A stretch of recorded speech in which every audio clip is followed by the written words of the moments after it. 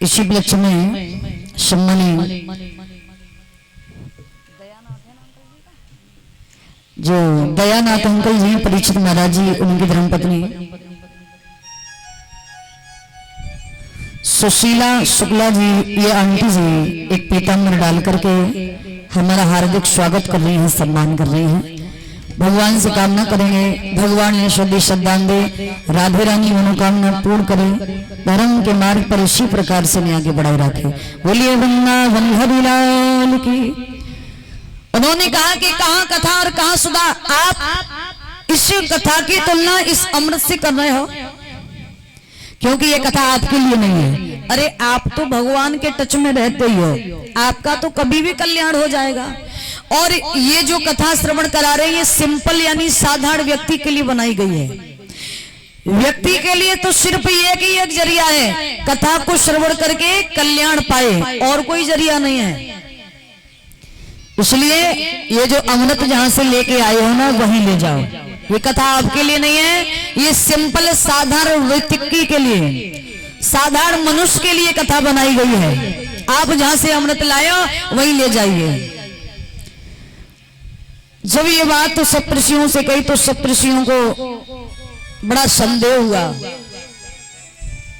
देवलोक का अमृत लिया, लौटार ले गए, लेकिन मन में प्रश्न उठने लगे कि श्री सुखदेव जी ने देवलोक का अमृत ठुकरा दिया और प्रभु की कथा को श्रवण नहीं कराया। आखिरकार प्रभु की कथा में कौन सी तासीर है? मेरे प्रेमी भक्तों, क्या तासीर है भागवत कथा में, जो कि हमें वो कथा पान नहीं कराई, श्रवण नहीं कराई। मेरे प्रेमी भक्तों, ये शिकायत जाकर के ब्रह्मा जी से कर दी सप्तऋषियों ने। तो इस बात का ब्रह्मा जी को भी संदेह हुआ, और संदेह इस बात का हुआ कि देवलोक का अमृत लौटा दिया और सप्तऋषियों को भागवत कथा नहीं श्रवण कराई।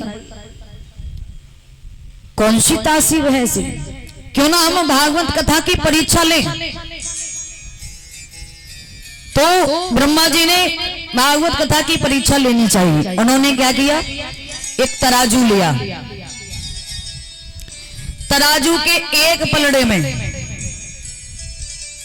वेद शास्त्र पुराण उपनिषद जितने भी थे एक पलड़े में है, और दूसरे पलड़े में सिर्फ श्रीमद् भागवत कथा है। वही श्रीमद् भागवत कथा जो 4 वेद 6 शास्त्र 17 पुराणों से मिलकर के बनी है। अनेक पुराण है, शिव पुराण है, प्रभु श्री राम की कथा, राम कथा आती है श्रीमद् भागवत कथा में।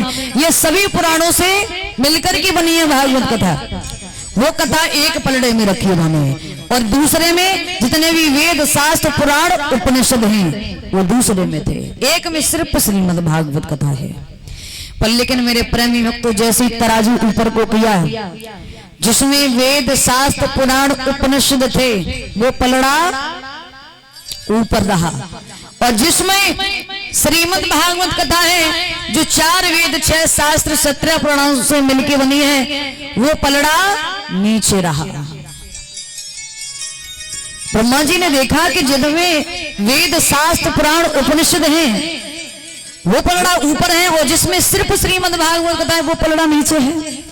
ब्रह्मा जी समझ गए और कहा, हे सप्तऋषियों, ये कथा कोई पोथी नहीं है, ये कथा कोई मामूली कथा नहीं है, ये प्रभु श्री राम का एक अपना रूप है, प्रभु श्री कृष्ण का एक अपना रूप है।